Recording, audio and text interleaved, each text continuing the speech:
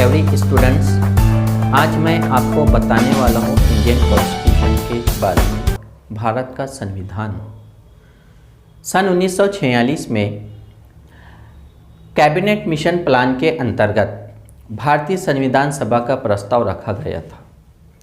इस संविधान की संरचना कैसे की गई?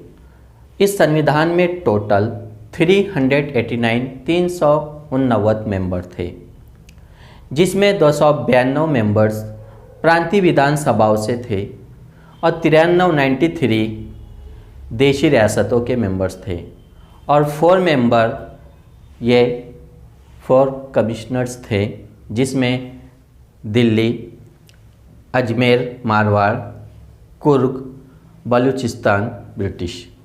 तो इस तरह टोटल 389 मेंबर्स हुए हैं। लेकिन मुस्लिम लीग के वजह से, पाकिस्तान की मांग करने की वजह से भारत के वायसराय लॉर्ड माउंटबेटन ने 3 जून 1947 को ऐलान किया कि भारत का संविधान अलग होगा और पाकिस्तान का संविधान अलग होगा। इस वजह से 389 में से कुछ मेंबर्स अलग हो गए और टोटल भारतीय कॉन्स्टिट्यूशन में, इंडियन के कॉन्स्टिट्यूशन में टोटल मेंबर 299 रह गए। लेकिन जिस दिन कॉन्स्टिट्यूशन तैयार हुआ 26 नवंबर 1949 को टोटल मेंबर 284 थे। अब इस संविधान की फर्स्ट मीटिंग कब हुई? पहला सेशन कब हुआ? 9 दिसंबर 1946 को इसकी फर्स्ट मीटिंग हुई और BN राव को कॉन्स्टिट्यूशनल एडवाइज़र बनाया गया। डॉक्टर राजेंद्र प्रसाद इस कॉन्स्टिट्यूशन कमेटी के प्रेसिडेंट थे और इस तरह कॉन्स्टिट्यूशन का काम शुरू हुआ।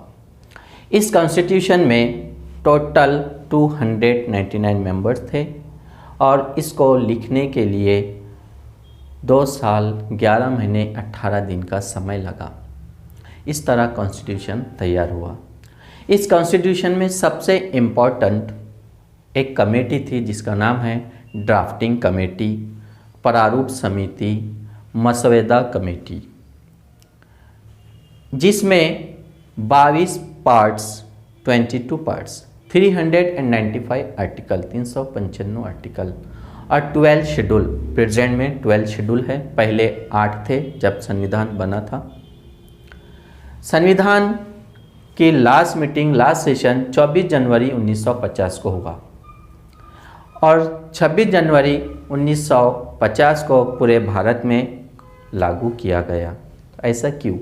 क्योंकि 26 जनवरी 1930 से संपूर्ण भारत में, पूरे भारत में स्वाधीनता दिवस मनाया जाता था, इसलिए उसकी वजह से हमने 26 जनवरी 1950 को भारत का संविधान को लागू किया। और उस समय के सबसे पहले राष्ट्रपति डॉक्टर राजेंद्र प्रसाद और प्रथम prime minister, first prime minister Pandit Jawaharlal Nehru. इस कॉन्स्टिट्यूशन में जो 22 पार्ट्स है, 395 आर्टिकल्स है और 12 शेड्यूल है, ये बहुत इम्पॉर्टेंट है फॉर एवरी कॉम्पिटिटिव एग्ज़ाम। इस कोई भी कॉम्पिटिटिव एग्ज़ाम में इससे रिलेटेड क्वेश्चंस आते हैं। तो हम देखते हैं सबसे पहले पार्ट 1।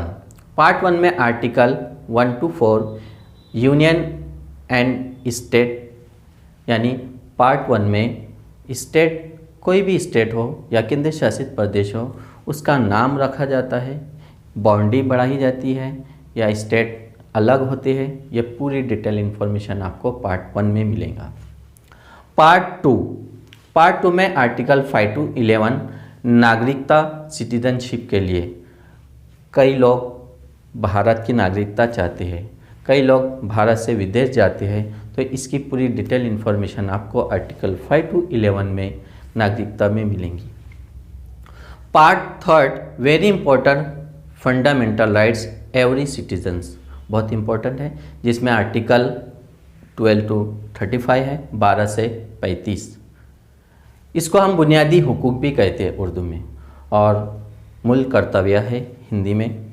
ओके, तो इसी तरह part 4 directive principle of state policy, राज्य के नीति निर्देशक तत्वों यानी रियासत के रहनुमायाना उसूल, जिसमें आर्टिकल 36 टू 51 यानी 36 से 51 दिया हुआ है।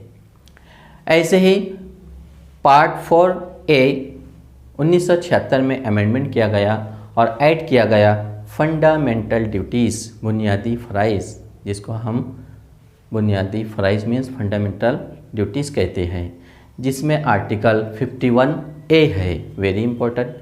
पहले 10 थे, अभी फ़िलहाल प्रेजेंट में 11 हो चुके हैं टोटल। फंडामेंटल ड्यूटीज़ टोटल 11 है। ऐसे ही पार्ट 5 वेरी इंपॉर्टेंट, स्पेशल पूरा सेंट्रल गवर्नमेंट से रिलेटेड है, जिसमें आर्टिकल 52 टू 151, 52 से 151, जिसमें Lok Sabha, Rajya Sabha, president, prime minister, CAG, supreme court, judiciary system पूरा टोटल आ जाता है इसमें। ऐसे ही पार्ट 6, जिसमें आर्टिकल 152 152 से आर्टिकल 237 तक है, और ये है very important for every state, her state के लिए। जैसे गवर्नर है, चीफ मिनिस्टर है, विधानसभा है, विधान परिषद है और हाई कोर्ट्स। तो इस तरह टोटल डिटेल इन्फॉर्मेशन इसमें दी हुई है। तो माय डियर स्टूडेंट्स, ये थी जानकारी आपके लिए बहुत ही इम्पोर्टेंट, जो आपको कई एग्ज़ाम में पूछे जाते हैं इससे रिलेटेड क्वेश्चंस। आपको माय यूट्यूब चैनल माय यश में प्लेलिस्ट में MPSC के लिए डिटेल इन्फॉर्मेशन, UPSC के लिए स्पेशल वीडियोस, महाटेट वालों के लिए स्पेशल है। जिनको जीके चाहिए तो जीके की इन्फॉर्मेशन, करंट अफेयर की डिटेल इन्फॉर्मेशन, ये सब कुछ आपको मिलेगा माय यश यूट्यूब चैनल में।